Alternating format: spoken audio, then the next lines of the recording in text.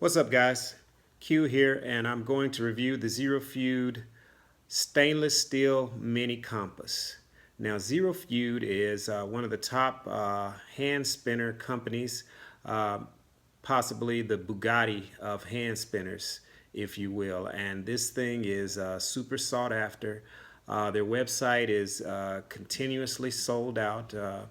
People are constantly trying to snag these, and so I thought I would do a review just to let you know if it's really worth all the hype. So without further ado, let me get started telling you about this beauty. So this particular model is stainless steel, is pretty beefy, it's pretty heavy, but it's got a very solid feel and construction to it. Now, hand spinners come in all different types of materials, from plastic to some exotic metals such as superconductor, with stainless steel kind of being in the middle as far as weight. Your plastic and your titanium are going to be on the light side, with things like copper and bronze on the heavier side. There are other exotic metals in there too, like damasteel and tungsten, but stainless steel is kind of in the middle. And so that's why I started my reviews by reviewing this one. It's kind of in the middle when we talk about weights. But take a look at this. As you can see, it's beautiful. You can see the craftsmanship there. Perfect edges, very beefy buttons to hold it together. Very solid construction. Now, for those of you that are new to hand spinners, or fidget spinners as some people call them, I like to categorize them as those that feel like toys, which are kind of made for kids, and those that feel more like a machine or a tool.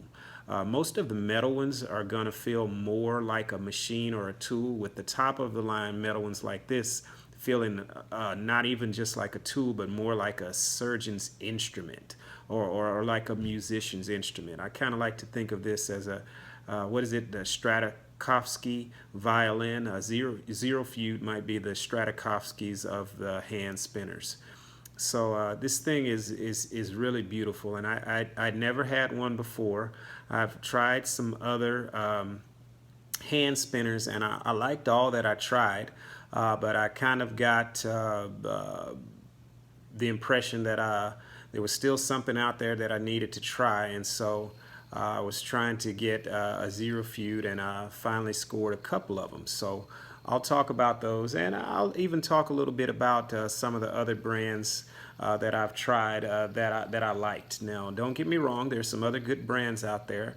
I have a torque bar, and I've also got a stubby, and I do love the stubby. I really do. The torque bar kind of let me down, and it could be because of the metal.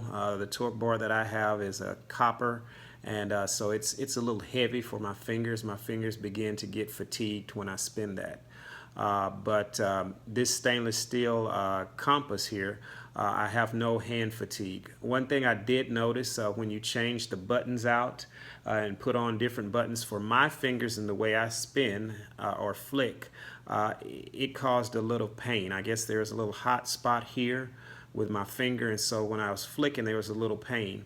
But when you leave the buttons that come with it you don't have any of that pain whatsoever. And these buttons look gorgeous with it anyway. It's really just a gorgeous piece. It's almost like artwork, if you ask me. Now on to the spin, because I know that's what you guys are really wanting to see. How does this thing spin? And so let me just give it a flick.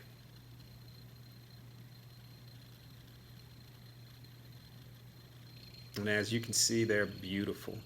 There's no wobble in this, fellas and ladies out there, none at all. It's just a meticulously crafted, beautiful spin, super quiet. Some of the other metals make more noise than this, but the stainless steel is really quiet. You might be able to hear it on camera because the mic is right there next to it, but this thing is quiet. You could have it in a business meeting or probably in class, and no one would know you were spinning it. As you can see, I haven't hit it again, and it is still just going. This sucker will go for a long time. Now, I will say that I don't sit here and test and try to see how long they will spin. I'm more of a fidget spinner.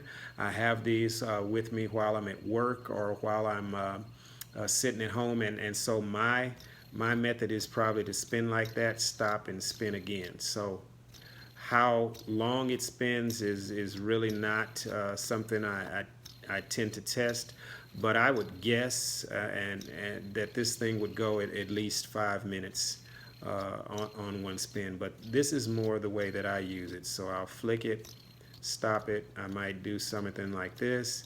Kind of just helps me concentrate and focus. So for those of you out there that are looking for something as a focus tool or something to help you concentrate, this might be just it. I used to bite my nails, but once I got a hand spinner, all the nail biting stopped. The foot tapping, the pen crunching, all those little habits that you do when you're trying to think or focus.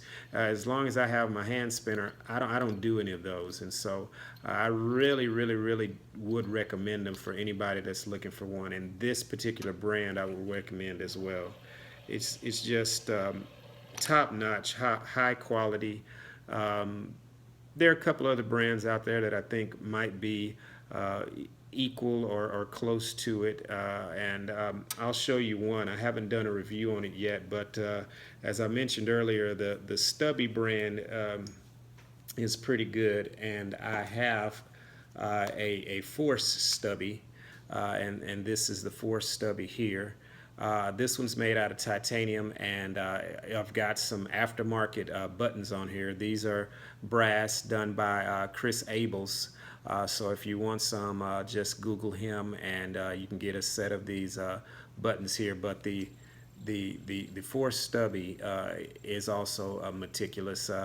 This might be the Koenig or Ferrari or Lamborghini of spinners, just as high quality as the ZeroFeud, I would say. And it's a different feel though, because this one is made of titanium. It's much lighter, it's much quieter, and so you don't get the same feel. It's very light. Doesn't have the same vibrations. The different metals have different vibrations that go through them, and so the vibration from this one really is satisfying, and it feels good. It feels much more beefy than the titanium Stubby. And then here I've also got a full ZeroFeud brass compass here with again Chris Abel buttons on there. Isn't that beautiful? Just look at that. And this one, for me, I don't know if you can hear it. It's much louder, and if you can see it, it's also quite a bit larger. Let me put this down here so you can get some comparison for the size. It's a little bit larger, and for me and my hands, this one is probably a little big. Now my hands glove size, I'm probably a large in gloves. Medium is going to fit me a little too tight, so I'm really probably a large in glove size, probably somewhere between a medium and a large in glove size. And this, while it's not hitting my joints or anything, it just feels a little too big for my hands. The quality is excellent. The spin is longer. This brass ZeroFeud compass full will spin longer than this mini stainless steel. But as I said earlier, I'm not in it for the spin times.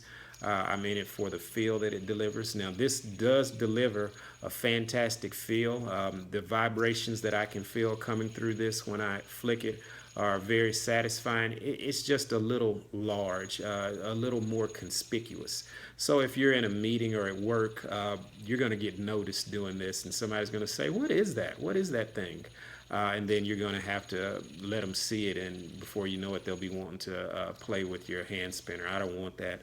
I want to have a spinner that I can keep somewhat hidden and just keep it all to myself. So that's my review of the stainless steel ZeroFeud mini compass. I definitely recommend this. I would say that the mini is the perfect size, I think.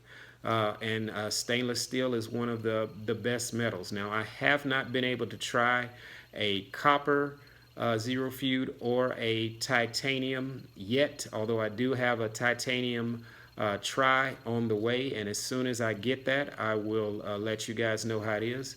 Hope you like this video. If you do, please hit up the likes and feel free to ask any questions in the comments. Thanks a bunch, and have a good one. Keep spinning, guys.